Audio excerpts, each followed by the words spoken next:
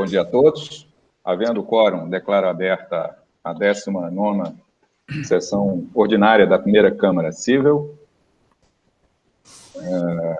Justifico a ausência da desembargadora Evangelista, em razão de licença, e saúdo os eminentes pares do desembargador Luiz Camolês, membro titular desta Câmara, e os desembargadores Francisco Djalma e desembargadora Regina, membros da segunda Câmara Civil, que vieram em razão de convocação para esta sessão.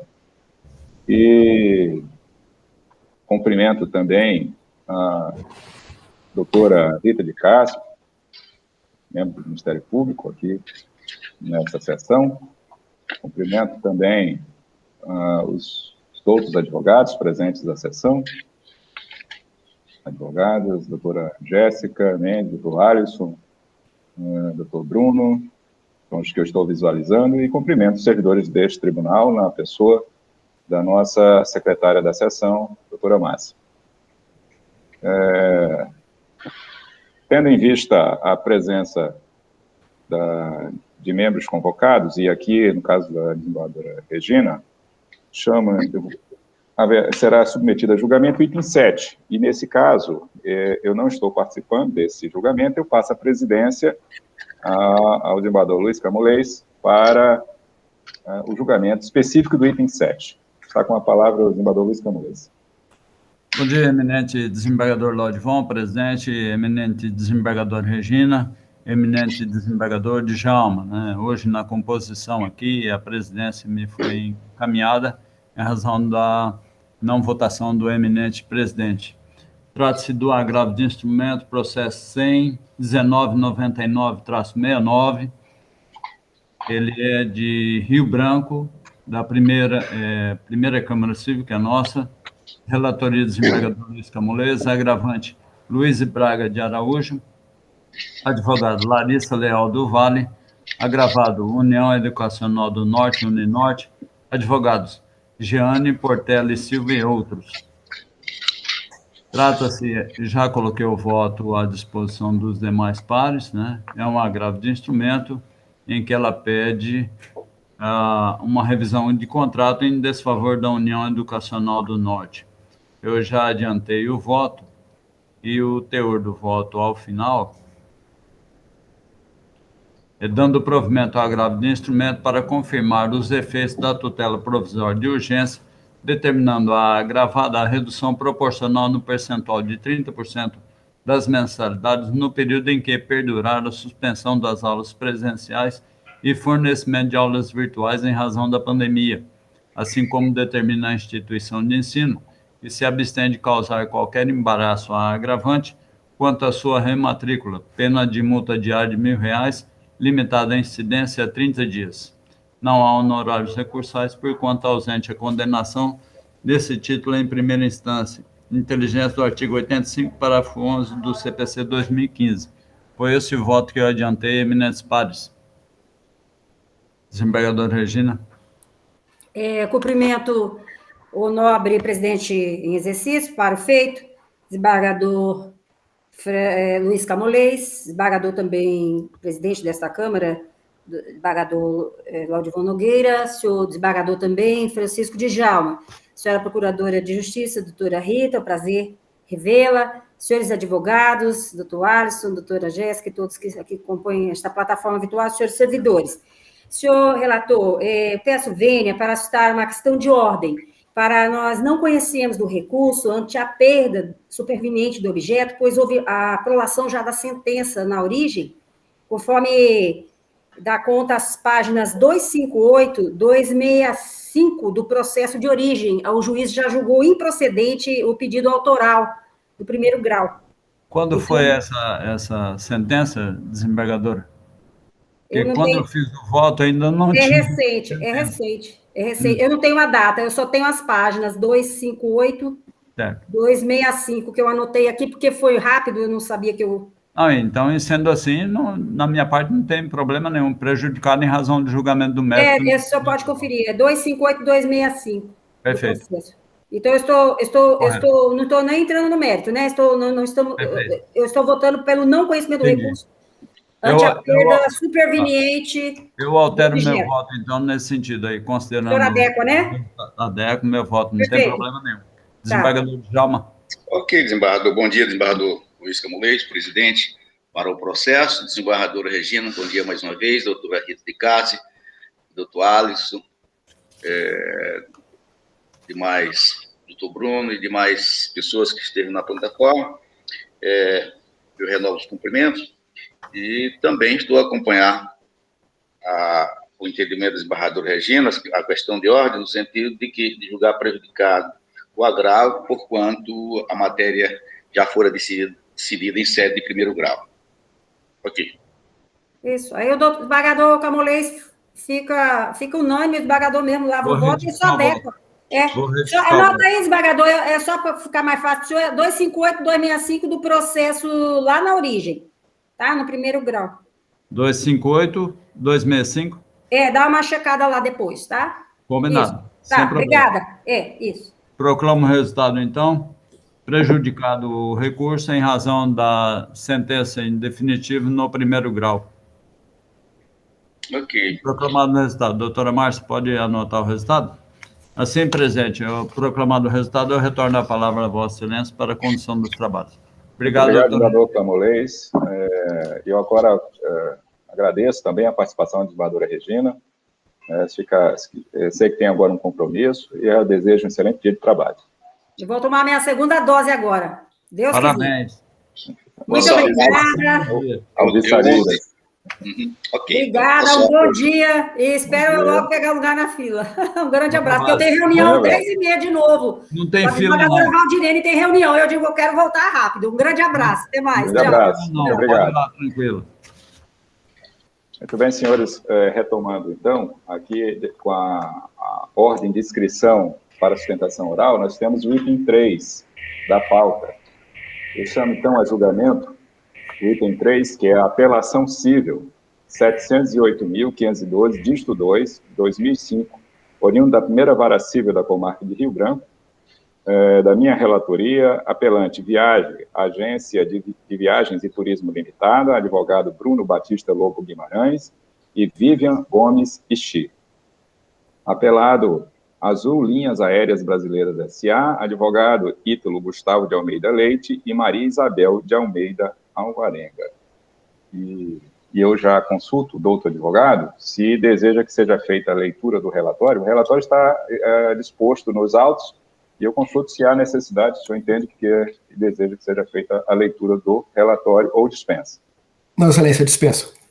O senhor tem 15 minutos para a sustentação oral, doutor. Perfeito. Primeiramente, bom dia a todos. Excelentíssimo senhor desembargador Laudivon Nogueira, na pessoa de quem eu cumprimento os demais desembargadores. Senhora Márcia, diretora da sessão, a pessoa de quem eu cumprimento também os demais servidores dessa Câmara. Ilustre promotora, senhora doutora Rita de Cássia. Bom dia a todos, bom dia, nobres colegas. Primeiramente, excelências, eu queria só repisar algo que eu falei individualmente com alguns dos senhores, né? Infelizmente eu não consegui falar com todos para despachar os memoriais. Eu queria ratificar aqui a minha satisfação em falar para vossas excelências, né? É uma pena que a gente está passando por esse momento delicado de pandemia, pois se não tivesse, certamente eu estaria aí, né? Eu estou em Brasília, mas para mim seria um grande prazer estar no Acre, né? Até porque a base da minha família é o Acre, né? Minha esposa é acriana, como falei para Vossa Excelência, e para mim é uma grande satisfação estar com Vossas Excelências hoje nessa sessão. Mas bem, em relação ao processo, Excelências, que está em julgamento hoje, trata-se de uma apelação interposta pela Viagem Turismo, que questiona basicamente uma sentença de primeiro grau que reconheceu, né, que converteu, na verdade, uma ação monitória em título executivo.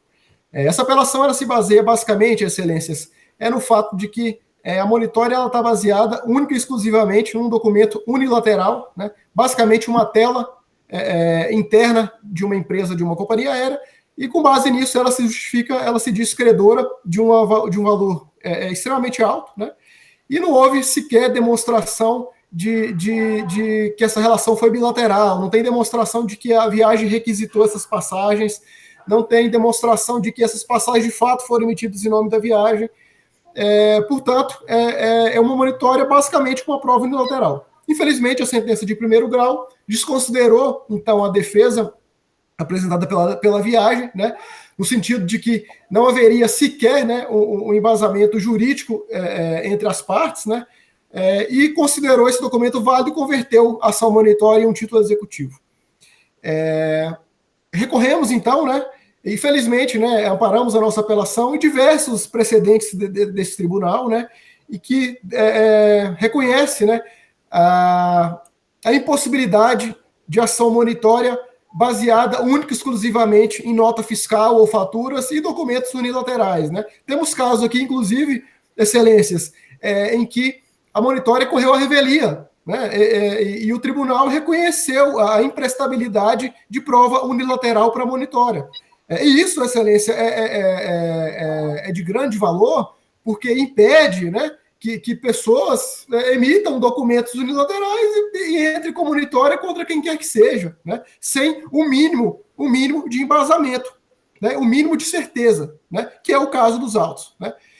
E trago também, na minha sustentação, de forma bem breve, né, que é um caso extremamente interessante, que é idêntico ao caso que está sendo julgado hoje, né, que é um caso, que é um precedente que foi proferido na apelação civil, né, 0011-452-20 de 2011, da segunda Câmara Civil, que é um caso idêntico, que de um lado temos uma companhia aérea e de outro lado uma empresa de turismo. E essa ação, lá na origem, também foi uma ação monitória baseada em alguns documentos. E aqui é a grande diferença, né? Nessa ocasião, a ação monitória ela foi embasada em documentos unilaterais, simplesmente, né? E outros documentos que tinham um arcabouço de segurança, que tinham a relação de bilateralidade, né, da cobrança, requisições de emissão de passagem por parte da devedora, né? Nessa sentada, excelências, o tribunal, então, entendeu por afastar, né, as cobranças que estavam baseadas única e exclusivamente em provas produzidas de forma unilateral, né? Abro aspas aqui para falar o fechamento desse julgado, né? Então, o tribunal, naquela sentada, justificou, abro aspas, para excluir os valores que foram baseados em provas produzidas unilateralmente pelo autor, no caso, companhia aérea, sem a participação do réu, empresa de turismo. Já em relação aos documentos que tinham um arcabouço probatório consistente, né, que tinham requisição de passagem pelo devedor, que tinham aceite de passagem pelo devedor, que tinham a comprovação da emissão de passagem pelo credor, o tribunal, então, reconheceu e converteu aí a ação monitória em título executivo. No caso dos autos, excelência, não temos nada disso. Volto a dizer, o que tem no processo é simplesmente uma tela do sistema da empresa. Nada mais. A empresa cita na minuta inicial que ela notificou a Viagem Turismo, mas sequer junta a cópia dessa notificação e simplesmente não juntou a excelência porque essa notificação não existe. Provavelmente essa monitória infelizmente, aquelas peças padrões, né, que serve para todos os casos de cobrança da empresa, né, e por ocasião da distribuição não houve o cuidado, a cuidade sequer de retirar isso da petição, né, porque não existe notificação nesse caso específico. Então, excelência, considerando todos esses fatos, né, e chamando a atenção de Vossa Excelência que esse é um precedente muito perigoso, né, porque pode dar o aval para quem quer que seja, né, ajuize ações monitórias com base em documentos unilaterais, né, e contando com a sorte de que a outra parte, eventualmente, se nem apresentar a defesa, ela vai constituir um título executivo com base em um documento que é unilateral. Então, assim, é um precedente perigoso para o tribunal. Então, com base nessas considerações, nós pedimos, né, excelências, o provimento do recurso de apelação, como consequência, né, provimento dos embargos à monitória e improcedência da ação monitória. É isso que eu tenho a requerer e, desde já, agradeço a atenção de Vossa Excelência. Muito obrigado, doutor Bruno. Passo, então, a leitura do voto. O presente recurso devolve a este órgão fracionário o conhecimento de duas questões. Quais são? A primeira questão relativa às faturas de prestação de serviços de transporte aéreo, se são documentos suficientes à propositura da ação monitória. E a segunda questão, se a adequação dos juros aplicada aos cálculos apresentados pelo apelado. São 2 pontos que passarei, então, à análise. A primeira questão, que eu digo que o procedimento monitório, ele compete a quem pretender o pagamento de soma em dinheiro, com base em prova escrita, sem eficácia de título executivo, segundo dispõe o artigo 1102-A, dispunha, no caso, no Código 73, vigente à época do ajuizamento da demanda e atualmente regido pelo artigo 700 seguinte do Código de Processo Civil de 2015. Não obstante a possibilidade de dispensa da prova dos fatos que originaram o débito, os documentos que instruem o pedido monitório devem apresentar força persuasória suficiente a motivar o juiz acerca da liquidez e certeza. Nelson Nery Júnior e Rosa Maria de Andrade Nery, a comentar o artigo 1102-A do Código revogado, lecionam que, por documento escrito, deve-se entender qualquer documento que seja merecedor da fé quanto à sua autenticidade e eficácia probatória. No mesmo talante, Daniel Amorim Assunção Neves releciona que, no procedimento monitório, caberá ao juiz a análise da prova juntada pelo autor, verificando-se, inclusive, ainda que de forma sumária, a existência do direito alegado na petição inicial e corroborado com a prova que a instruir. Exige-se, portanto, a presença de elementos indiciários caracterizadores da materialização de um débito decorrente de uma obrigação de pagar ou de entregar coisa fungível ou bem móvel. Com efeito, a prova escrita apta a respaldar a demanda monitória deve, além de transparecer a probabilidade da existência da dívida, também demonstrar a origem de tal débito consubstanciado na relação jurídica obrigacional subjacente. No presente caso, a parte apelada juntou faturas detalhadas de vendas de passagens aéreas feitas pela apelante na qualidade de agência de viagens e turismo. Aí tem as folhas 47 e 49, em que há uma descrição das viagens que foram emitidas. Se os senhores puderem conferir essas páginas, tem descritivo de data, o número do PKT, que é o ticket de emissão, as taxas que foram cobradas, as observações e o agente que emitiu, relacionado à empresa viagem. Então, esse é o que consta nesses documentos que foram juntados junto com a petição inicial. Observa-se em tais documentos que há discriminação do número da fatura, o período de apuração de venda, vencimento, nome, número, endereço de agente, master de vendas, nome de passageiros e detalhamento de passagens adquiridas.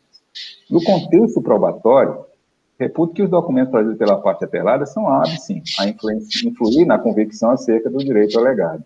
Ressalta-se que a prova hábil a instruir a ação monitória, aqui alude o artigo 1102-A de 73, CPC 73, não precisa ter sido emitida pelo devedor ou nela constar sua assinatura ou de um representante. Basta que tenha forma escrita e seja suficiente para convencer o magistrado sobre o direito defendido. E, nesse sentido, tem se manifestado o STJ, e aqui eu trago o excerto da emenda do acordo, em que o STJ estabelece o seguinte, que a corte local, após minucioso exame da documentação que instrui a ação, apurou que os documentos são mais que suficientes para atender os requisitos da legislação processual para a cobrança via ação meritória, pois serve como início de prova escrita e que, em contejo com as duplicadas apresentadas, demonstra rigidez, certeza, obrigação independente de acerto, sendo correta a conclusão do juízo de primeiro grau e que os serviços foram prestados. Só se concede a revisão da decisão recorrida por meio de reexame de prova vedado em sede de recurso especial. E aqui eu sigo dizendo que a parte apelante, em sua defesa, em nenhum momento nega a relação contratual entre as partes. E aqui até se diga que nos embargos monitórios, as folhas 32, até ressalta o seguinte, nos embargos ela diz assim, a empresa viagem até hoje vende passagem da Azul. Então, se até hoje vende passagem da Azul, essa relação é uma relação contínua entre essa empresa e a empresa que entrou com a ação. E apenas se limita a sustentar genericamente que os documentos juntados não são líquidos, certo? Exigíveis, requisitos, esse próprio do título executivo. Sendo assim, entendo que não há de se falar em vício nos documentos anexados na exordial, porquanto a parte juntou faturas de vendas de viagem realizadas pela reapelante, e o demonstrativo do saldo devedor, de modo que a ação monitória em exame encontra suficientemente instruída. Nesse particular, verifico da leitura dos embargos e das razões recusais que a parte apelante, malgrado afirme que estão sendo cobrados valores indevidos pelo apelado, não enuncia minimamente quais seriam exatamente esses valores. Ela aponta de uma forma genérica, isso é tudo, nega todos os valores num detalhe, olha, isso aqui não ocorreu, isso aqui não ocorreu, isso aqui não ocorreu. É importante mencionar ainda que o ajuizamento da ação monitória é imprescindível à apresentação do título exigível, na medida em que o artigo 1102-A do Código de Processo Civil expressamente dispõe que a prova escrita que subsidia esta modalidade de procedimento não possui eficácia de título executivo. Com efeito, basta a apresentação da prova escrita da existência da dívida e, conforme disposto no enunciado referido artigo, demonstrativo da evolução do crédito. Então, nesse ponto, cabe aqui também destacar que na inicial, tanto na inicial quanto, aliás, no correr da ação, e aqui eu destaco manifestações de ambas as partes, na hora de manifestar pela produção de outras provas, nem a parte autora nem a parte demandada vieram aos autos para requerer a manifestação pela produção de outras provas. É com esse quadro, meus pares, que eu estou a encaminhar, então, pelo desprovimento do apelo, mantendo a sentença. E, em razão do tempo adicional de tramitação do feito, na segunda instância, propõe, então, a majoração dos honorários para 18%, o que faz com a aplicação do artigo 85, parágrafo 11 do Código de Processo Civil. É como voto, e eu consulto o desembargador Luiz Camolês como voto. Eminente presidente, ilustre advogado. Eminente presidente, essa questão do aumento dos honorários, esse lapso temporal que o processo permaneceu no segundo grau foi em relação a quê? Qual a causa? Eu não entendi o senhor. Qual a causa do aumento do honorário em relação ao lapso temporal do processo permanecer no segundo grau? Porque se não foi a parte que ensejou essa demora, é possível fazer esse aumento? No caso do lapso da ação, da demanda, né? Não, então. A demanda foi proposta, no tempo ela foi proposta, deixa eu pegar aqui a data, ela foi proposta em 24 de 8 de 2015. Então, quanto mais demora o feito, né, mais alonga os custos da demanda. Eu até concordo, mas essa demora foi em razão da parte ou foi em razão do Poder Judiciário?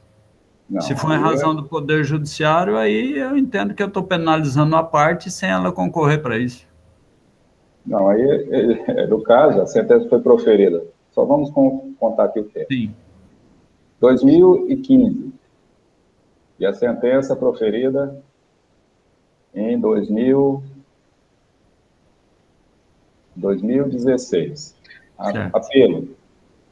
Apelo. Ali, sentença de embargos.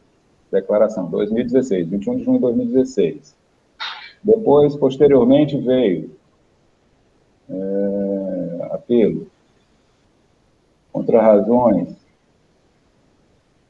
2017. Acórdão. Esse aqui já são no agravo regimental. Em 2017. Barros de declaração, 2017. Acórdão em barros de declaração. A parte hora apelante, em 2018. Posteriormente, novo embargo de declaração. 2018, outro embargo de declaração. O novo acordo no embargo de declaração, pela parte que está apelando. E, inclusive, nessa ocasião, foi multada a parte pela insistência com o embargo de declaração. Isso em 2018, em 8 de maio de 2018. Posteriormente, recurso especial ao STJ, da parte que está apelando. em 8 de junho de 2018. Posteriormente, decisão do STJ.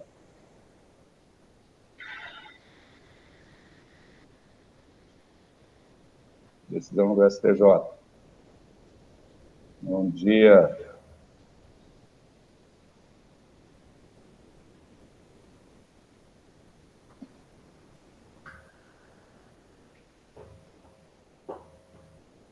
26 de junho de 2020. O atraso, como você pode observar, desembargador Camolês, foi de vários recursos que a parte tem promovido, não é do judiciário imputável ao atraso, não. É isso que é exatamente em razão da vários recursos, um atrás do outro, que a ação tem se alongado. Nesse aspecto, eminente desembargador, em relação ao mérito eu acompanho, mas discordo porque ela recebeu uma multa lá, ou seja, eu estou colocando um bis in idem sobre essa multa.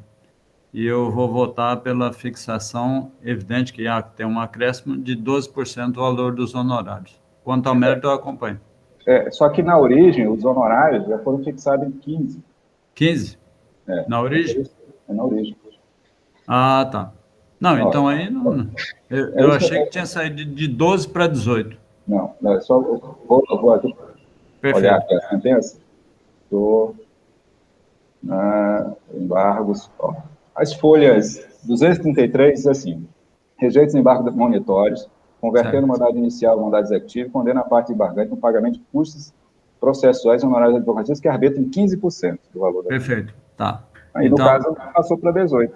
Eu entendi. Não, então agora só vou, na minha concepção, em relação ao fundamento, que não é o lapso temporal que demorou no segundo grau, porque o direito de recorrer ele tem, né? Nós não podemos abstrair esse direito dele recorrer. E ele põe imposto uma multa a ele nesse sentido. Tá?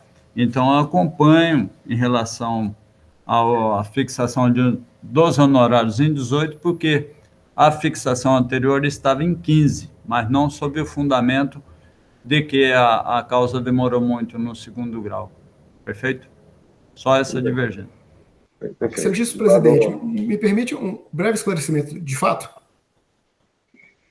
Nós estamos em julgamento, doutor. Se tiver alguma questão que o senhor queira sustentar, o senhor vai entrar aí com os embargos. Perfeito. Doutor desembargador Francisco Djalma? Ok, desembargador, e vamos mais uma vez renovar os cumprimentos à corte. Desembargador, eu vou pedir vista nesse processo, examinar melhor. Eu examinei esse processo ontem, mas não cheguei a essa conclusão. Eu ainda tenho algumas dúvidas a serem sanadas em relação a essa questão no título. Eu vou, portanto, pedir vista do processo e comprometendo a trazer na próxima sessão. Okay? Perfeito.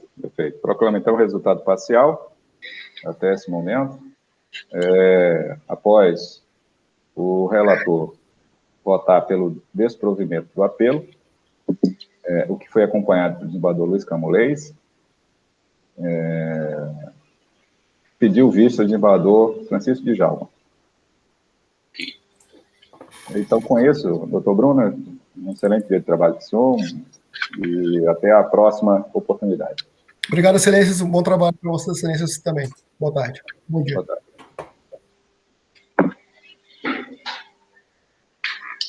Chegamos, então, com o próximo item da pauta, o item 2, que será feita a sustentação oral pelo doutor Alisson Thiago de Oliveira. Então, chama a julgamento.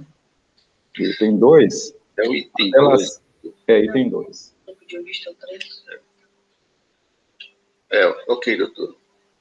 Item 2. Apelação civil 700.455, dígito 29, 2019, oriundo da Vara Civil da Comarca de Senador Guiomar, da minha relatoria, apelante BMG S.A., advogado Luiz Felipe Procópio do Carvalho, Antônio de Moraes Dourado Neto, e Sociedade de Advogados Urbano Italiano Advogados. E parte apelada, Cidrônio Alves da Silva, que foi advogado Dalster Maciel Neto. E, no caso aqui, o doutor Alisson, que fará a sustentação, é pelo banco BMG. E eu já consulto o doutor advogado e deseja que seja feita a leitura do relatório ou se dispensa. Não, doutor, dispensa. Obrigado. Eu tenho 15 minutos para a sustentação oral, doutor. Ok, doutor, obrigado. Bom dia a todos. Cumprimento a sessão em nome do senhor presidente, o nobre relator, doutor Laudivon, e demais membros que compõem a sessão, o membro do Ministério Público aqui, em nome da doutora Rita de Cássia, o serventuário do TJ, em nome da doutora Márcia, e me faço uma felicitação especial à doutora Jéssica, que é minha amiga, está presente na sessão. Então, excelências, esse é um caso já corriqueiro que eu costumo fazer uma sustentação praticamente toda semana, né? O autor alega na sua inicial que fez a adesão de um empréstimo, né? E posteriormente ele começa a chegar aos descontos e aí ele não recorda qual foi o tipo de contratação realizada naquele momento, né?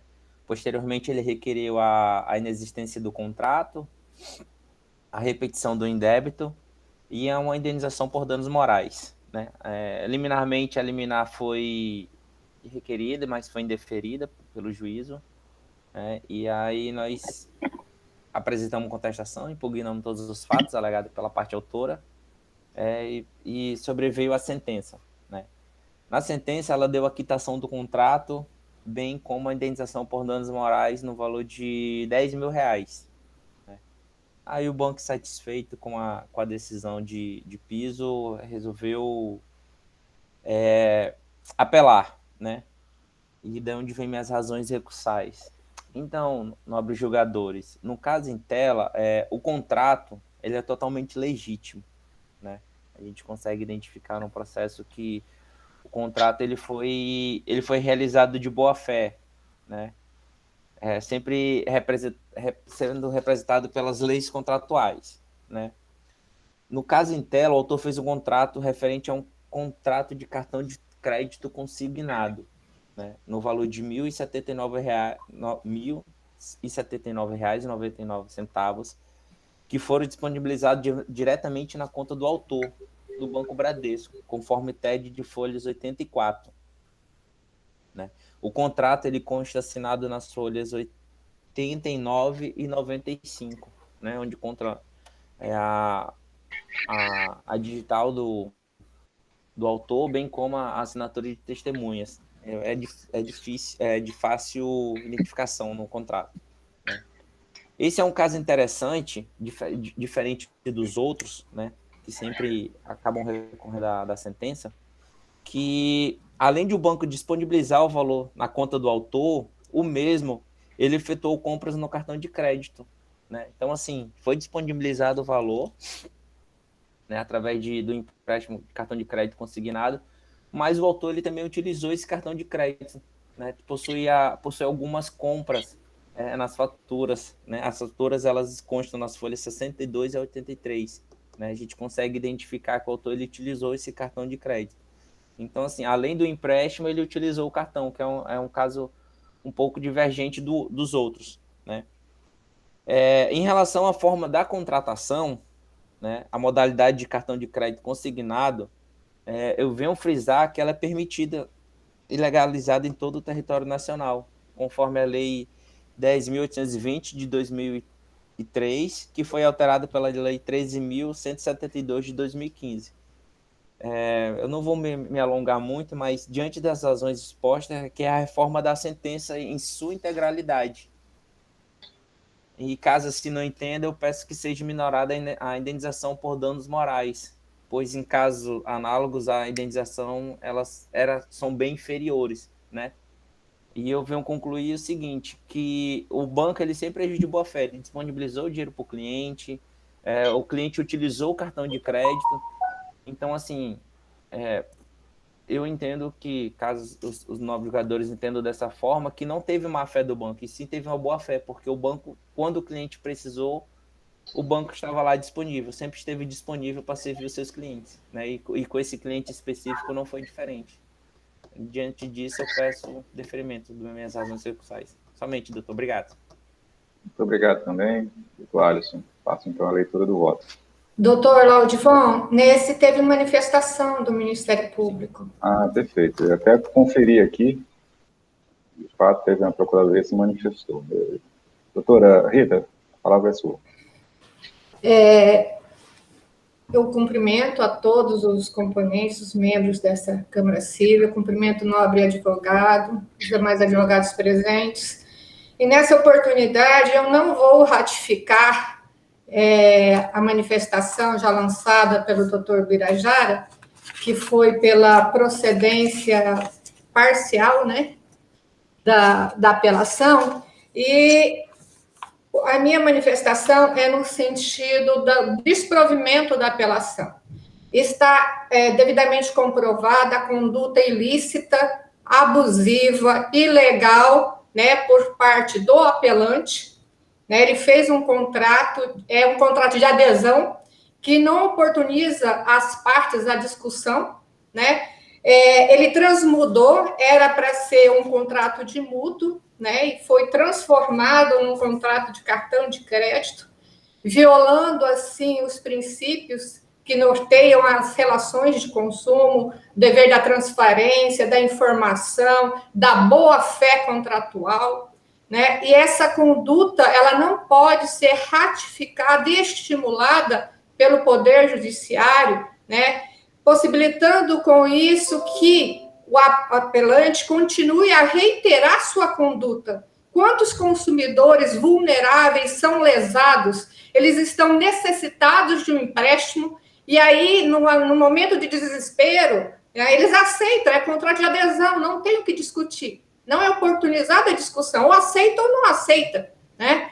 E aí, então, o ato ilícito gera a obrigação de indenizar. E a conduta do apelante não pode ser estimulada e a mera repetição, pagamento das parcelas em dobro, indevidas, não é suficiente. Tanto não é suficiente que ele vem reiterando a sua conduta e vai continuar fazê-lo, enquanto não for sancionada de forma rigorosa e pedagógica. Então, o Ministério Público, aqui na defesa dos consumidores vulneráveis, muitos dos quais não batem a porta do Poder Judiciário, não chegam a isso, nós temos que prevenir, né, de forma geral, essa conduta, desestimulando, punindo, sim, não pelo enriquecimento ilícito, né, pode ser minorado até o valor, mas que tem que ser penalizada porque houve uma conduta ilícita, isso é fora de dúvida, não é mero aborrecimento. Quando que uma conduta ilícita pode se transmudar em mero aborrecimento para a parte? Ela foi lesada, foi violado o direito dela. Então, além da reparação material, cabe sim o pagamento de indenização por danos morais. É a manifestação do Ministério Público, excelência. Obrigado, doutora Rita. Faço, então, a leitura do voto.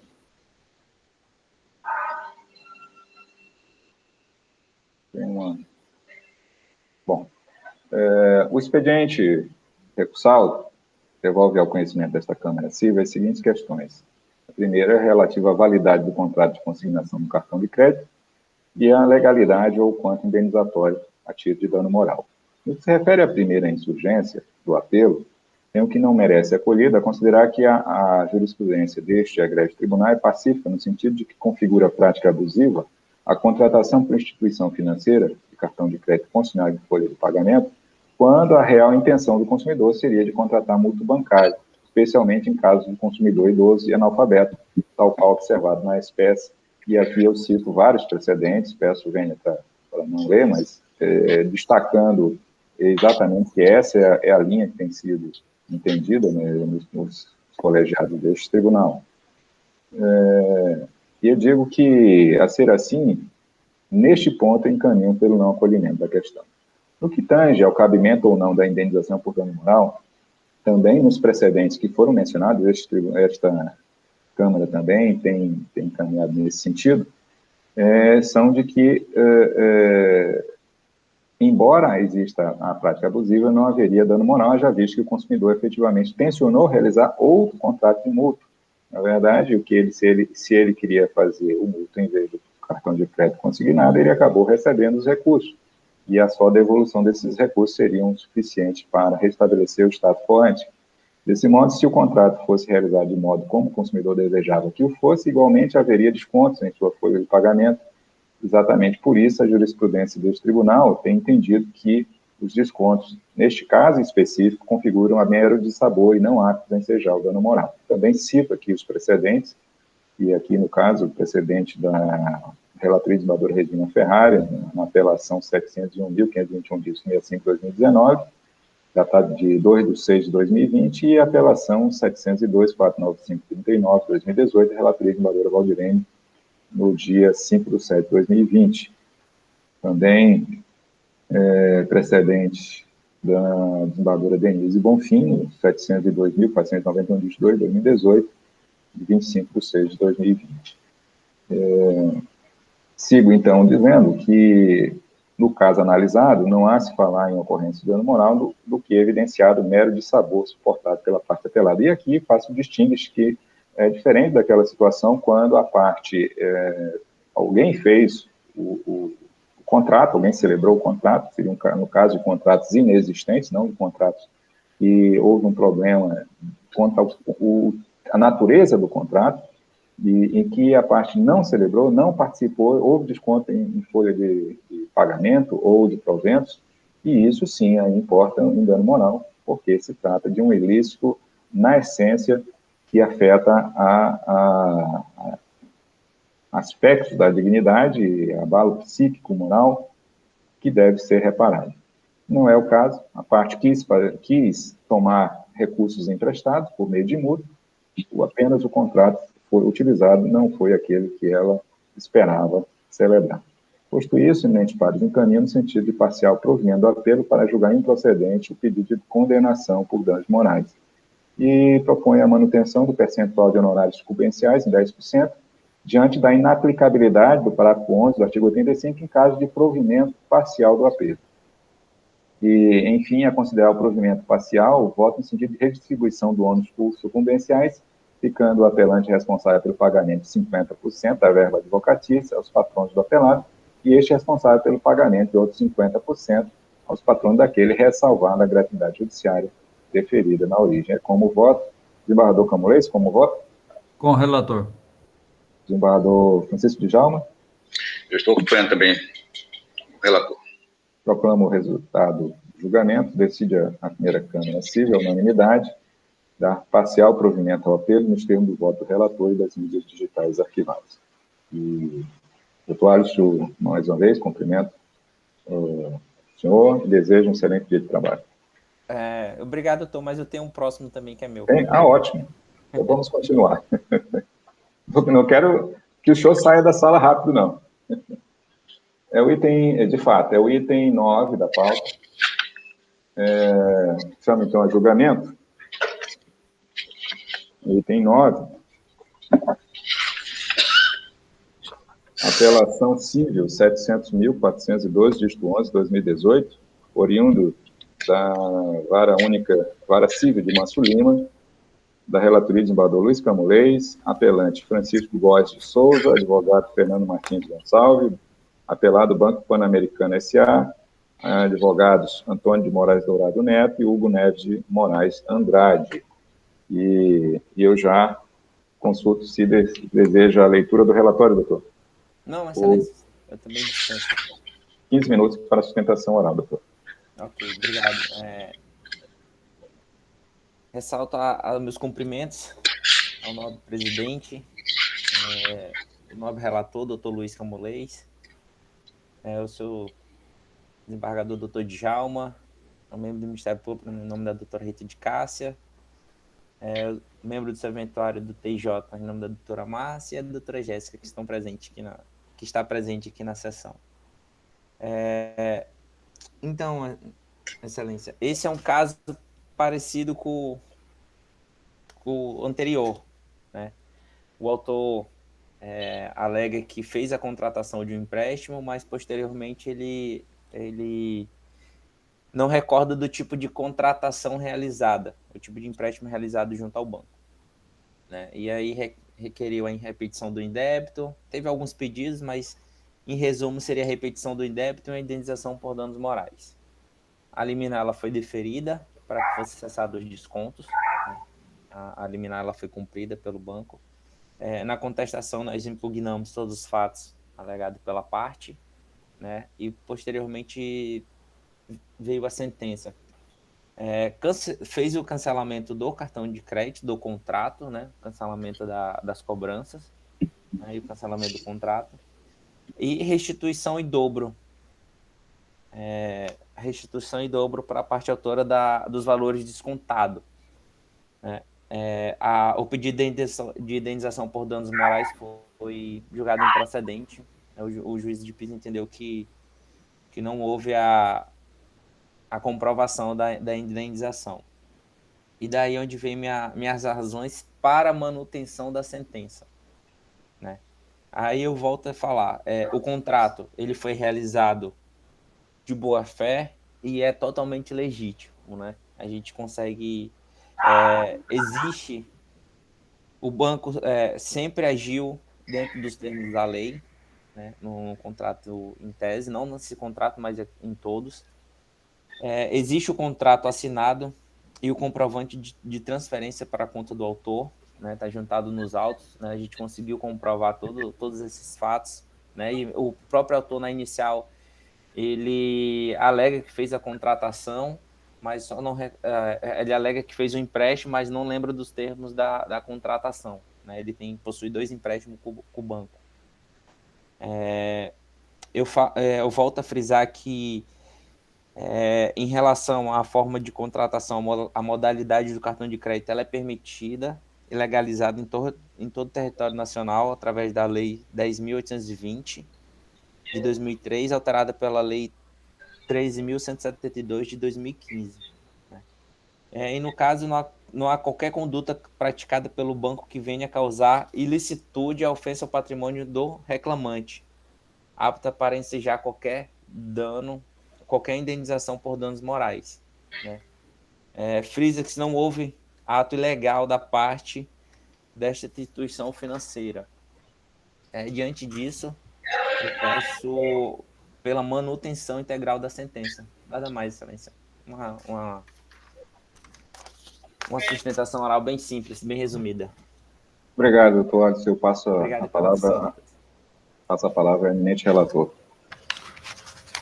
Eminente presidente, ilustre advogado, eminente desembargador Jaume, ilustre procurador de justiça, desculpe, e doutora advogada. Senhor presidente, tem uma preliminar de ausência de dialeticidade recursal e eu votei pela rejeição,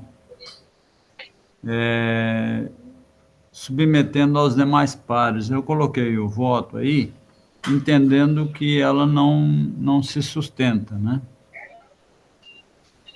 Ok. Desembargador Francisco de Jaume, como voto? Em relação Também estou acompanhando Sua Excelência relator, até porque a pretensão que foi levada à tribuna, agora, nesse momento, atende plenamente o que fora pedido pela parte apelada, né? E também há uma outra preliminar de... Eu acompanho, só para registrar que eu acompanho também a rejeição da preliminar de falta de dialeticidade, né? E então, unânime. Perfeito. E a preliminar também de intervenção do Ministério Público, né, que não há nos autos qualquer comprovação acerca da aludida situação. E entendi desnecessário a intervenção do MP a teor do Estatuto do Idoso, motivo pelo qual indeferi em consonância com o precedente desta Corte. Também essa preliminar, eminente presidente. Estou também... Jaume? Ok, estou acompanhando. Também acompanho. E quanto ao mérito, eminente presidente, nos termos do voto anterior de Vossa Excelência, eu também estou seguindo a mesma linha e negando o provimento de parte da apelante, que a apelante foi a parte que efetuou o contrato com a agência bancária. Desembargador Djalma? Ok, estou seguindo Sua Excelência, também desembargador Camões. Também acompanho o relator e proclamo o resultado do julgamento. Decide a primeira Câmara, a Câmara Civil, a unanimidade, rejeitar as preliminares de falta de adversidade e de e intervenção do Ministério Público, e, no mérito, negar provimento ao apelo, nos termos do voto do relator e das mídias digitais arquivadas. Bom, esses foram os 2 itens com a participação do doutor Alisson. Fiquem à vontade, doutor, se quiser continuar na sala. Ok, doutor, obrigado pela atenção, boa saúde a todos, trabalho. tá? Tudo de bom. Obrigado. Até logo, doutor. Próximo item da pauta é o item 11, que terá a participação da doutora Jéssica Mendes dos Santos Loureiro, que é advogada de MJN Magalhães e Maria José de Moura Magalhães, apelantes. Chama, então, a julgamento o item 11, que é a apelação civil 704.966, dígito 60, de 2020, oriunda da 2ª Vara Civil da Comarca de Rio Branco, da relatoria do desembargador Luiz Camolês, apelante MJN Magalhães Eireli, advogadas Jéssica Mendes dos Santos, Fabíola Albuquerque Rodrigues, Ana Luísa Félix Fabre Prata Vieira. E a parte apelante também, Maria José de Moura Magalhães, também com as mesmas advogadas. E do outro lado, o apelado, Banco do Brasil, S.A., por seu advogado Nelson Williams Fratoni Rodrigues. E eu consulto a doutora advogada se deseja que seja feita a leitura do relatório, se dispensa. Não, dispenso, excelência. A senhora tem 15 minutos para a sustentação oral. Perfeito. Bom dia, nobres julgadores, nobres desembargadores. Gostaria de saudar o nobre desembargador presidente, doutor Laudivon, o desembargador relator, doutor Luiz Camolês, desembargador doutor Francisco Djalma, a nobre representante do Ministério Público, doutora Rita de Cássia, e aos servidores do Poder Judiciário na pessoa da doutora Márcia. Inicialmente, antes de adentrar nas razões do apelo, eu gostaria inicialmente de esclarecer que essa patrona, ela só pôde se habilitar nos autos nessa oportunidade, né, após já ter sido interposto o recurso de apelação, e sendo somente essa a oportunidade para essa patrona destacar e evidenciar os pontos que merecem observância no presente recurso. Antes de tudo, eu também já queria elogiar, né, a atuação da Defensoria Pública nesses autos, na pessoa da doutora Alexia, que não está presente na sessão, mas que realizou a defesa e a interposição do recurso de apelação, o que desde já essa patrona ratifica, né, em sua integralidade, a tese de defesa arguida até esse momento. Em especial, para o ponto referente à nulidade da citação por edital. A sustentação oral vai ser feita vai ser abordada de forma bem sucinta, abordando esses pontos que foram trazidos a julgamento no recurso de apelação, que seriam a preliminar de nulidade de citação por edital, por não esgotamento de todos os meios possíveis, e a nulidade da cláusula que prevê a cobrança de comissão de permanência.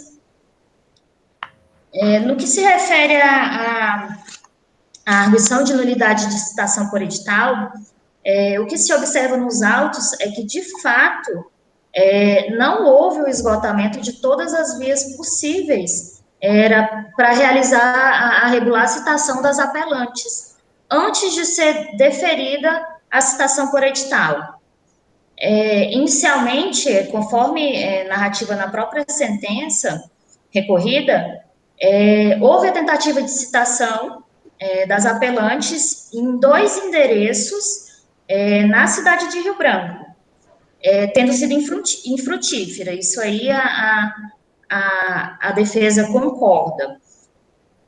Posteriormente foi deferida, né, a pesquisa de endereço via sistemas Bacen Jude e Infojude, o que restou positiva foi localizado dentro do sistema, da pesquisa no sistema, foi localizado o endereço das apelantes na cidade de Anápolis, Goiás. Eu acho que está nas folhas 133 dos autos principais. E assim, tendo sido positiva essa pesquisa, foi feita nova tentativa de citação no referido endereço, das apelantes no referido endereço, e aí é que tem o ponto de divergência. A sentença menciona que essa nova tentativa de citação, ela foi, em sua totalidade, infrutífera. E aqui o que a gente observa é que foi infrutífera em relação à apelante MJM Magalhães, porém, o AR voltou com resultado positivo em relação à apelante Maria José, tendo sido os dois ARs, tendo sido enviados os dois ARs para o mesmo endereço. E aí, o que a gente vê nas as folhas 143 dos autos principais, que mostram essa devolução do AR positiva. Porém, o que se observa também é que o AR foi recebido no endereço, mas por pessoa diversa, estranha à demanda, que não a apelante. Inclusive, a apelante sequer chegou a tomar conhecimento do AR, embora o endereço seja, de fato, das apelantes.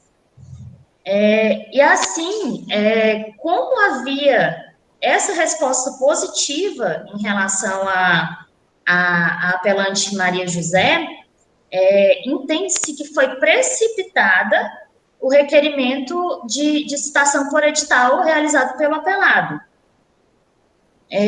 Entendemos que não foi observado o disposto no artigo 256, inciso 2, e parágrafo 3º do CPC, tendo em vista que as apelantes não estavam no local incerto e não sabido, uma vez que já havia retornado o AR positivo em relação à apelante Maria José, e sendo esse endereço os das apelantes até a presente data, daquela época até a presente data, o que foi recentemente, infelizmente, por conta a apelante não tinha conhecimento dos autos, o que foi recentemente demonstrado nos autos principais, através da juntada dos comprovantes de endereço da apelante, para que as futuras intimações, né, se dessem nesse mesmo referido endereço. E tem-se que também não foi observado a disposição contida no parágrafo 3º do artigo mencionado anteriormente, porque houve sim, houve a pesquisa nos órgãos competentes, né, as pesquisas de endereço nos órgãos competentes, porém essa pesquisa ela não foi infrutífera, ela foi frutífera, ela localizou o endereço correto, e também a citação não foi em sua integralidade infrutífera, tendo em vista que o AR voltou positivo em relação à apelante Maria José.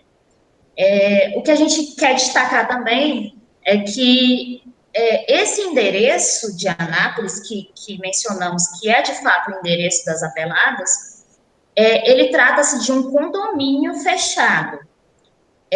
Nesse condomínio, as correspondências elas não são recebidas diretamente pelos destinatários, elas são recebidas por funcionários do condomínio, a princípio pelo pessoal da portaria, e acontece em muitas oportunidades, e já aconteceu inclusive com a apelante em outra oportunidade, da mesma não receber, por questão de extravio, as correspondências destinadas a ela, o que de fato ocorreu nessa oportunidade.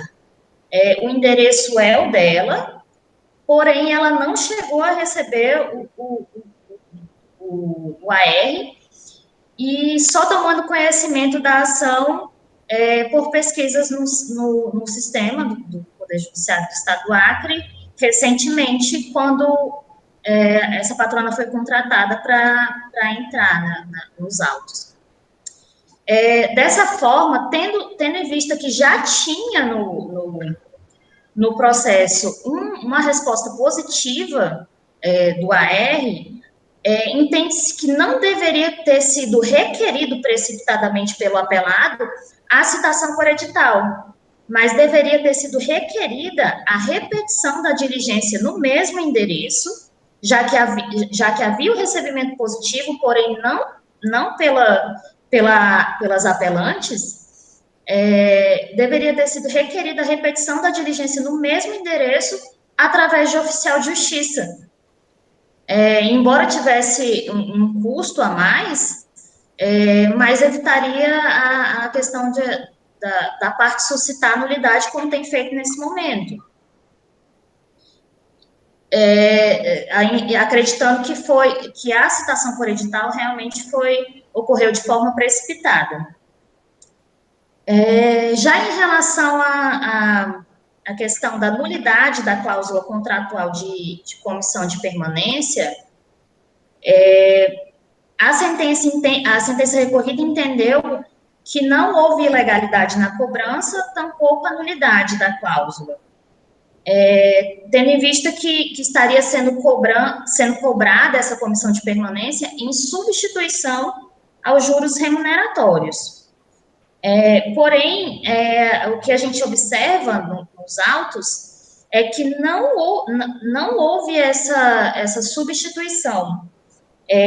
A planilha juntada aos autos principais, de folhas 103 a 106, ele demonstra que estão sendo cobrados os encargos básicos, os encargos adicionais, cumulativamente à comissão de permanência, não havendo a substituição daqueles por esta, em total desconformidade com a súmula 472 do STJ.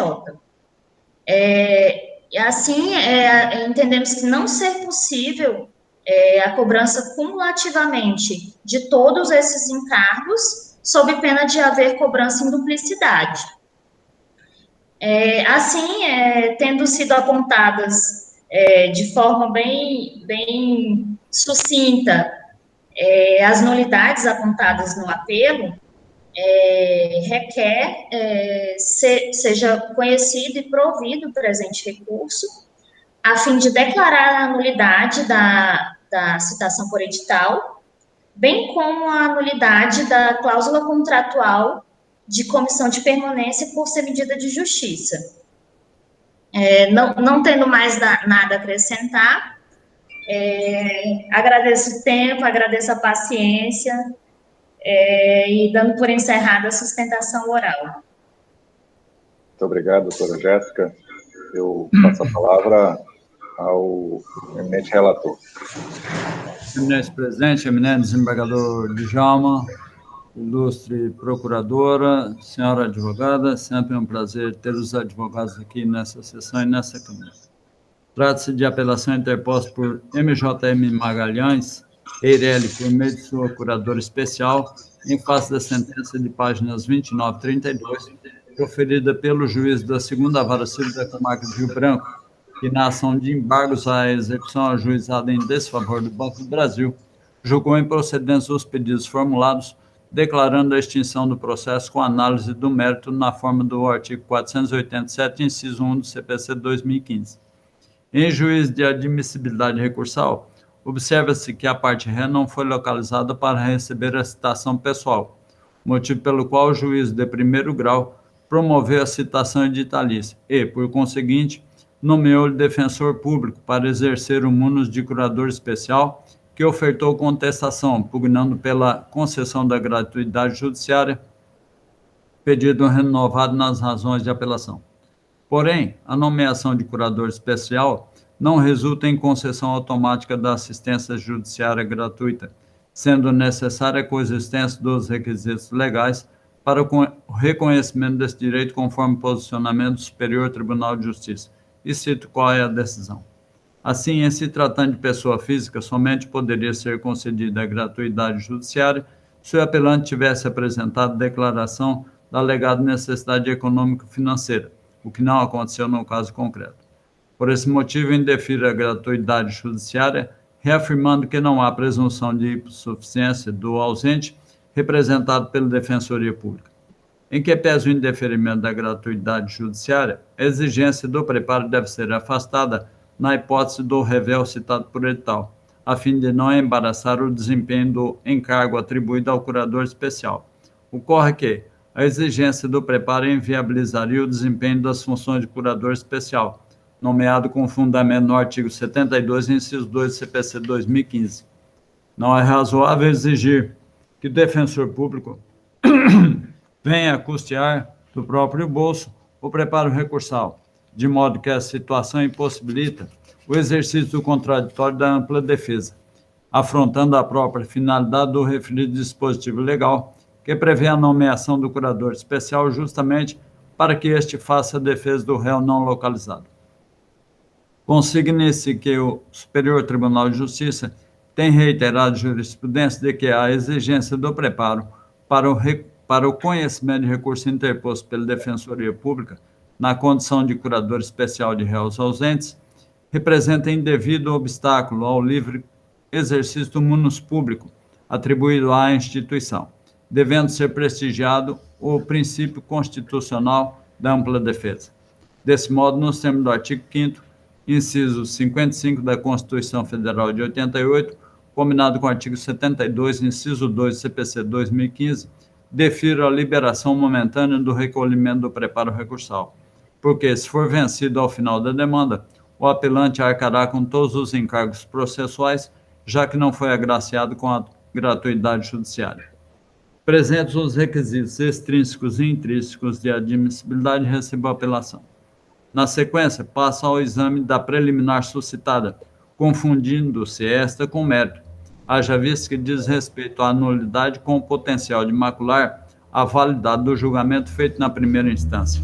A apelante alegou a inobservância dos requisitos legais pela falta de esgotamento das possíveis tentativas de citação pessoal, aduzindo desta forma a nulidade da citação por edital. A teor do disposto no artigo 265, incisos 1 e 3 e parágrafos 1º a 3º do CPC 2015, a citação por edital é modalidade excepcional, cabível apenas quando esgotado todos os meios disponíveis para a localização do réu. É uma hipótese de citação ficta, e cito que seria isso em relação aos comentários de Fred Didier. De modo que, se houver revelia, exige-se a nomeação de curador especial para promover a defesa do réu, como aconteceu na espécie. Conforme a redação do artigo 256, inciso 2 do CPC 2015, a citação por edital está autorizada quando ignorado, incerto ou inacessível o lugar em que se encontrar o réu. Mas o parágrafo 3º estabelece como condição da citação editalícia o esgotamento das tentativas de localização do réu, inclusive mediante requisição pelo juízo de informações sobre o seu endereço nos cadastros de órgãos públicos ou de concessionários de serviço público. Na presente demanda, o apelante opôs embargos à execução, em razão de a parte apelada embargada ter ajuizado a ação de execução autos número 070, 08, 59, 51, alegando ser credor da importância de R$ 118.798,78, decorrente do contrato de abertura de crédito fixo número 302.214.490, firmado em 2 de nove de 2014, com vencimento final em 15 de nove de 2019. Colhe-se dos autos de origem que foi realizada a tentativa de citação pessoal, mas restou frustrada com a informação de que o apelante não fora localizado por ausência ou mudança de endereço, página 118 e 119. Por essa razão, o banco apelado requereu a consulta ao sistema Serajude para a localização do endereço atualizado do apelante, página 123 e 124. O juiz de origem deferiu a pesquisa nos sistemas Bacenjude e Infojude, página 125, restando essas igualmente infrutíferas. Diante disso, a instituição apelada requereu a citação editalícia do apelante, páginas 147 e 148, o que foi deferido pelo magistrado, página 149. E, em razão da não manifestação, foi nomeado curador especial, página 161. De acordo com as alterações legislativas promovidas pelo novo Código de Processo Civil, não houve esgotamento de todas as possibilidades de localização no atual endereço do apelante, em vista da ausência de consulta ao sistema Renajude, bem como da inexistência de requisições pelo juiz de origem aos órgãos públicos ou concessionários de serviço público, como previsto no artigo 256, parágrafo 3º do CPC 2015, situação que implica no reconhecimento da nulidade da citação por edital. E cito qual é a decisão.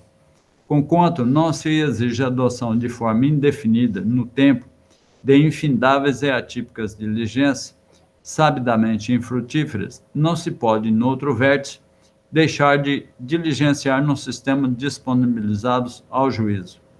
Eleger a citação por edital, enquanto não frustrada todas as demais possibilidades, gera a verdadeira mitigação dos princípios do contraditório da ampla defesa, restando demonstrado o prejuízo à apelante. Porquanto, embora representada por curador especial, não há como comparar com defesa apresentada por advogado particular ou defensor público vinculado à causa, vez que é obstado ao curador conhecer com profundidade a verdade real dos fatos, de modo a possibilitar a defesa técnica a contento, tanto que possibilitado, na espécie, alegações genéricas. Por tais razões, é de ser declarada nula a citação, via edital, bem como todos os atos que lhe sucederam, inclusive a sentença atacada. Nesse sentido, a jurisprudência deste tribunal, e destaco no meu voto qual é essa jurisprudência. Ante o exposto do provimento à apelação para declarar a nulidade da citação por edital e por consequência de todos os atos processuais posteriormente praticados, resultantes em efetivo prejuízo ao contraditório e ampla defesa. De igual modo, determina a devolução dos autos ao juiz de origem para que sejam executadas as requisições e diligências exigidas pelo artigo 256, parágrafo 3º do CPC 2015. É como voto, eminente presidente, eminente desembargador Djalma, ilustre procuradora, ilustre advogado. Obrigado. Desembargador Francisco Djalma, como voto?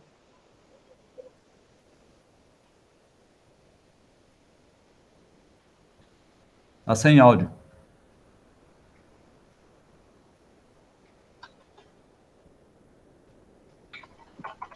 Ok. Bom dia. Renovo os cumprimentos à corte, desembargadores. Inicialmente, eu estava a entender que havia sido esgotado todas as possibilidades de citação, mas, no entanto, com os fundamentos apresentados pelo eminente desembargador Luiz Camolês, eu verifico aqui que não fora esgotada todas as possibilidades de citação, uma vez que o juiz deixou de proceder conforme determina a legislação. Eu estou, portanto, nessa linha de Sua Excelência, o eminente relator, a acompanhar Sua Excelência, objetivando a anular a citação por edital e os autos, para que os autos retornem ao juízo de origem, a fim de que possa proceder a citação conforme assim determina a legislação de regência. Eu estou, portanto, a acompanhar a Sua Excelência. Obrigado. Eu também estava entendendo logo de início que estariam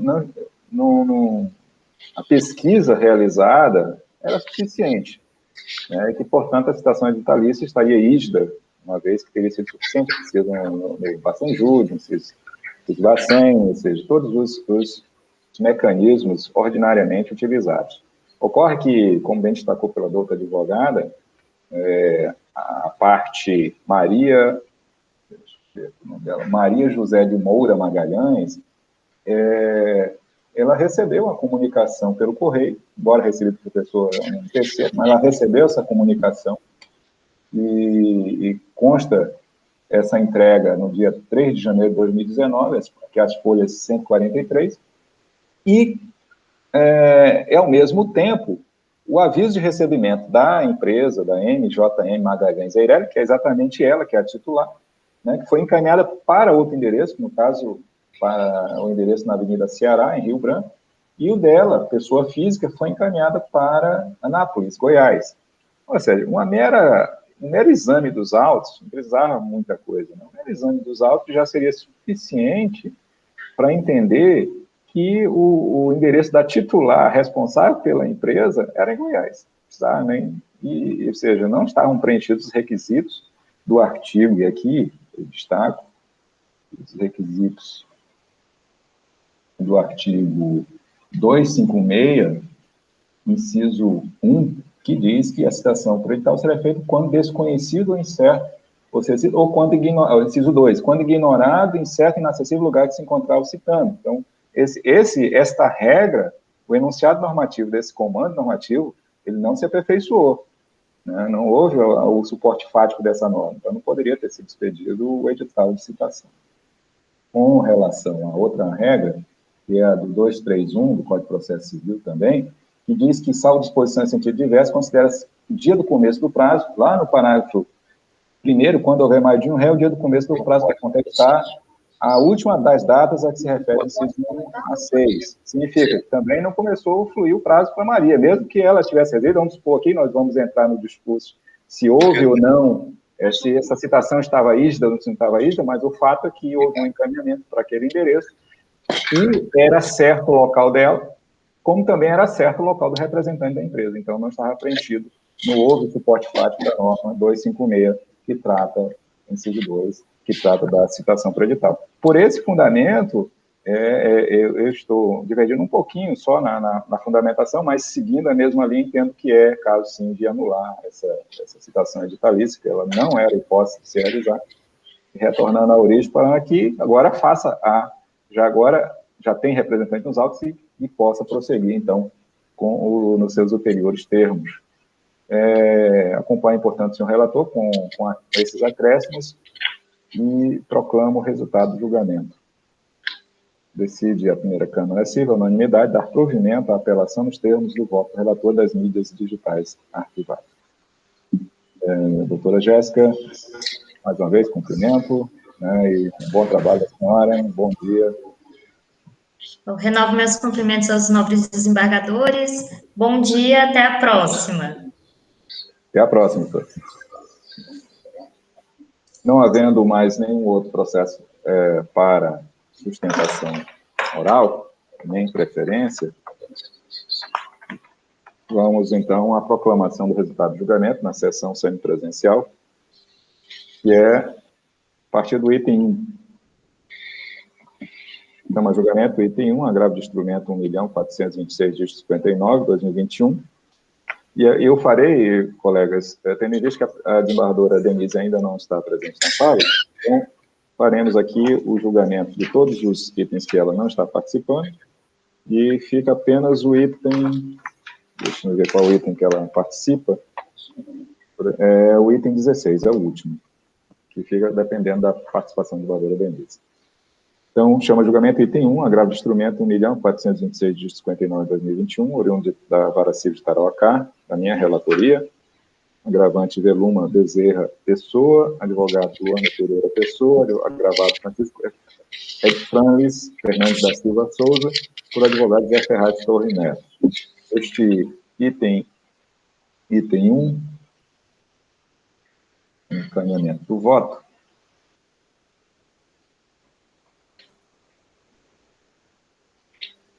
Provimento parcial, excelência.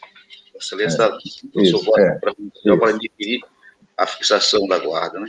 Isso, exato. Então, o encaminhamento de voto foi no sentido de provimento em parte do agravo, que foi acompanhado pelo desembargador Luiz Camolês, desembargador Francisco Djalma, proclama o resultado. Decide a primeira Câmara Civil, unanimidade, dar provimento parcial ao agravo nos termos do voto do relator das mídias digitais arquivadas.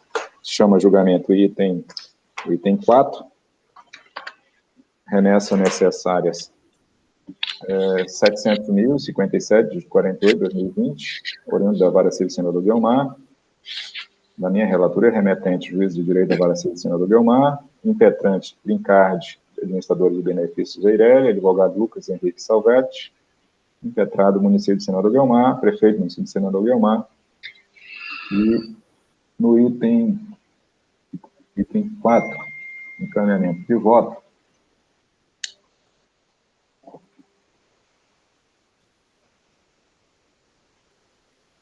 houve a manifestação do Ministério Público pela concessão da segurança e a consulta à doutora Rita de Cássia.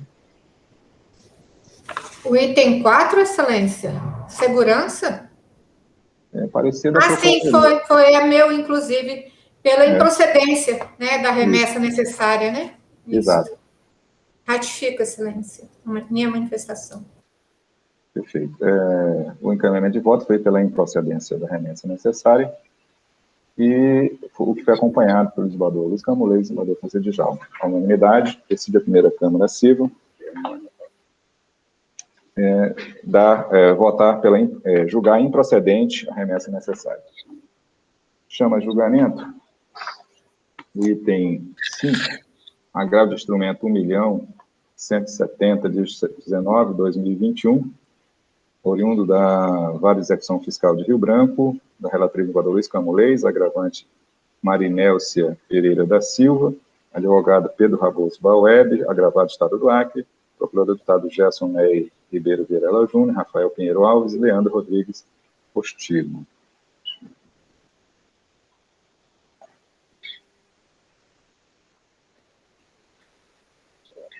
Neste feito, não houve intervenção do Ministério Público. Encaminhamento de voto. Encaminhamento de voto do senhor relator foi o provimento parcial do agravo de instrumento. E, neste feito, eu estou pedindo vista. Desembargador de Jalma, acompanha o relator ou aguarda o voto de vista? Eu lancei voto acompanhando Sua Excelência o relator, mas, neste caso, eu vou aguardar o voto de Vossa Excelência. Ok. Proclamo o resultado do julgamento.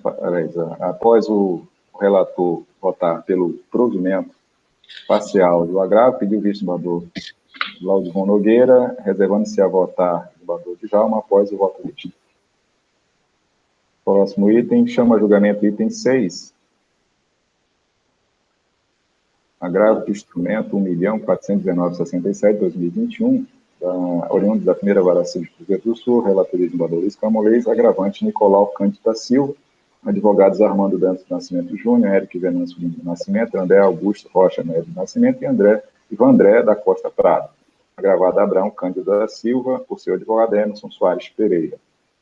E, neste feito, não há participação do Ministério Público. O encaminhamento de voto foi por negar provimento ao agravo, o que foi acompanhado por mim pelo desembargador Francisco de Jalma. Proclamo o resultado. Decide a primeira Câmara Civil, a unanimidade, negar provimento ao agravo de instrumento nos termos do voto do relator e das mídias digitais arquivadas. Chama a julgamento item 8 da pauta, apelação civil 700.124/53/2019, oriundo da Vara Civil de Chapuri, da relatoria de desembargador Luiz Camolês, apelante Cleidione Fernando de Mesquita Medeiros, advogada Renata Corbucci Correia de Souza e apelado Estado do Acre, procurador do Estado Tatiana Tenório da Amorim. Neste feito, item 8. Neste feito, não há participação do Ministério Público. O encaminhamento de voto foi no sentido de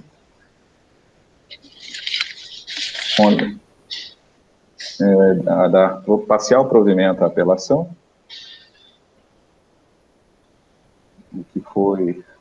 Neste feito, eu também estou pedindo vista e eu consulto o desembargador Francisco de Jalma. Eu vou aguardar o voto de vista, Excelência. Proclamo, então, após o relator votar pelo parcial provimento da apelação, pediu visto do desembargador Laudivon Nogueira, reservando-se a votar após o voto visto, desembargador Francisco de Jalma. Item 10. Chama para julgamento, item 10, apelação civil 701.841 de 18, 2019, oriundo da primeira vara civil do Cruzeiro do Sul, relatoria do embargador Luiz Camulês, apelão Heitor Gustavo Condo Filho, representado pela mãe, Eugênia Vieira Leite Condo, advogada Adji Salim Paz Schultz, e apelado Gol Linhas Aéreas, advogado Gustavo Antônio Pérez Paixão, Alisson Thiago de Oliveira e Fernanda Ribeiro Branco. Então, neste feito, item 10. Tem participação do Ministério Público e a manifestação é minha, doutor. Isso, estou vendo aqui. Isso. É manifestação pelo provimento, né? Isso. E no encaminhamento de voto, foi no sentido de provimento parcial ao recurso para reformar a sentença, atribuir o valor de R$ 4.000 a título de indenização por danos morais. Foi acompanhado por mim e pelo desembargador Francisco Djalma. Proclamo o resultado, decide a primeira Câmara Civil, unanimidade, dá parcial provimento ao recurso, nos termos do voto do relator e das mídias digitais arquivadas. Chama a julgamento o item 12, apelação civil 705.345,69, 2018, da terceira vara civil de Rio Branco, da relatoria de desembargador Luiz Camulês, apelante Mauro Jorge Alves Brigante, Aurenice Barbosa Farias Brigante, Maria Simone Rodrigues de Melo, representados, e Cláudio Tavares de Melo,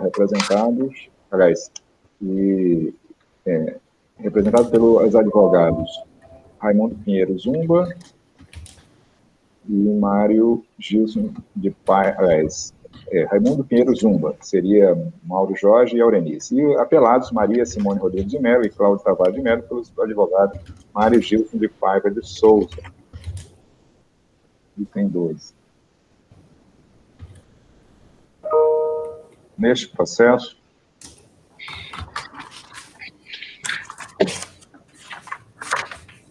não tem participação do Ministério Público. O encaminhamento de voto foi no sentido de dar parcial provimento à apelação. Foi acompanhado por mim e pelo desembargador Francisco Djalma. Proclamo o resultado, decide a primeira Câmara Civil, na unanimidade, dar parcial provimento à apelação nos termos do voto do relator e das meios digitais arquivados. Item 13. Apelação civil 709.446 de 81, 2020, oriunda da primeira vara civil da Comarca do Rio Branco, relatoria de desembargador Luiz Camulês, apelante Francisco Ribeiro da Frota, defensora pública Alexa Cristina Pinheiro Rocha da Silva, e apelado Banco Bradesco S.A., por seus advogados Luiz Henrique Coelho Rocha e Emerson Oliveira Jarude. Item 13. Neste feito, não houve participação do Ministério Público e o encaminhamento de voto foi no sentido de dar provimento à apelação para declarar a nulidade da citação predital e, por consequência, de todos os atos processuais posteriormente praticados, residentes de efetivo, prejuízo ou contraditório em ampla defesa. E nesse aqui, eu estou divergindo, entendendo que haveria, que as pesquisas já realizadas foram suficientes e que seria, portanto, se manter a citação predital. Então, pelo desprovimento do apelo, eu fiz uma declaração de voto, eu consulto o desembargador Djalma. Desembargador, eu vou pedir vista nesse processo. Vou checar essa questão do esgotamento de todos os meios necessários à citação. Ok. Proclamo, então, após o relator votar pelo provimento da apelação, pediu vista do desembargador Francisco Djalma. O desembargador Laudivon votou, divergiu o desembargador Laudivon pelo desprovimento da apelação. O senhor está divergindo pelo desprovimento da apelação, não é isso? Isso, Exatamente. Mantendo, portanto, a citação. A citação por edital. Não, então, só um minuto. Eu estou provendo a apelação. Para declarar a nulidade da citação. O desembargador Laudivon está desprovendo a apelação. Para manter a citação. O desembargador Djalma manter as diligências realizadas, manter a citação já. Exato. Ele está desprovendo, eu estou provendo, e o desembargador Djalma pedindo vista. Isso, exatamente. Ok. Vamos seguindo. Item 14. Apelação civil 709-991, dígito 88, 2019, oriundo da 4ª Vara Civil, a relatoria do desembargador Luiz Camolês, apelante Banco Bradesco, S.A., advogado Mauro Paulo Galera Neri, apelado Pejon Comercial Importadora Eireli, advogados Rodrigo Ayash Cordeiro e Arthur Mesquita Cordeiro. Item 14. Item 14. Não há intervenção do Ministério Público e o encaminhamento de voto foi no sentido de dar provimento parcial ao apelo, o que foi acompanhado por mim pelo desembargador Francisco Djalma. Proclamo o resultado, decide a primeira Câmara Civil na unidade dar provimento parcial ao apelo nos termos do voto do relator e das mídias digitais arquivadas. Item 15.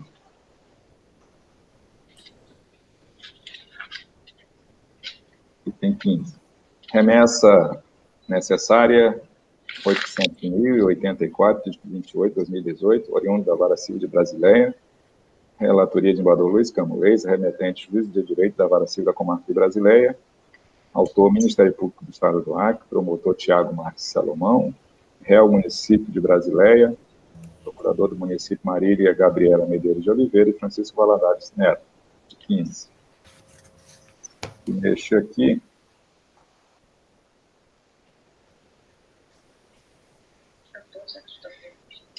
O 14. Não houve participação do Ministério Público.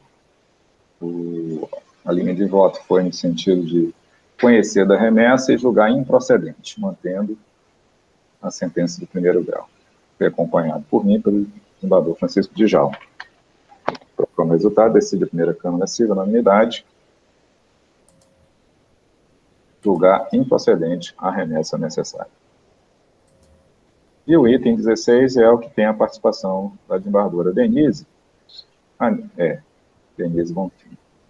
E encerra a participação do desembargador Francisco Djalma. Eu agradeço, desembargador, a sua participação conosco, sempre estando pronto para atuar conosco, e sempre é um prazer tê-lo conosco aqui também. Ok, sempre um prazer estar com os senhores e sempre que necessário for, estaria à disposição de contribuir para a prestação jurisdicional. Eu aproveito a ocasião para cumprimentar Vossa Excelência, o presidente, o desembargador Luiz Camolês, e agora o faço na pessoa da desembargadora Denise. Como é que está? Estou bem, Djalma, muito obrigada. Prazer. Tudo bem. Tá. A doutora Rita de Cássia também, e a nossa servidora, doutora Márcia, né? Quero cumprimentá-lo e fazendo, estendendo os cumprimentos a todos os servidores. Denise, o seu menino está bem, Denise? Está bem, é o Pedro, não é o Tiago, tu confunde os meninos. Mas já saiu, já está acordado? Já, tá? Felicidade. Vai dar tudo certo. Tá bom? Dia. Um bom dia. Um abraço, Denise. Um abraço, doutor Djalma. Bom dia, bom trabalho. Obrigado, então. Obrigado a todos. Um bom dia. Bom dia, então. Senadora Denise, agora que estou visualizando aqui na minha tela. Bom dia, desembargador. Nossa Câmara. Então, só temos um item, já chama então a julgamento, é o agravo de instrumento do item 16, agravo 1.1.472, dígito 20, 2020, da relatoria do desembargador Denise Bonfim, agravantes José Celso Rodrigues, advogado Yali Ricardo Silva de Souza e agravado Estado do Acre, por sua procuradora do Estado, Tatiana Tenório Amorim. E no voto da senhora relatora, foi no sentido de provimento do agravo que foi acompanhado por mim e pelo desembargador Luiz Camolês. Proclamando o resultado, decide a primeira Câmara Civil, na unanimidade, dar provimento ao agravo do instrumento, nos termos do voto da relatora e das mídias digitais arquivadas. E com isso, encerra-se a nossa pauta de hoje. Eu declaro encerrada a sessão e agradeço a participação da desembargadora Denise, mais uma vez conosco, desejando sempre muita saúde, muita paz, senhora, e o restabelecimento do filho Do Pedro. Pedro. Uhum. Né, e até que a gente possa estar juntos, todos, quando passar esse período. Também quero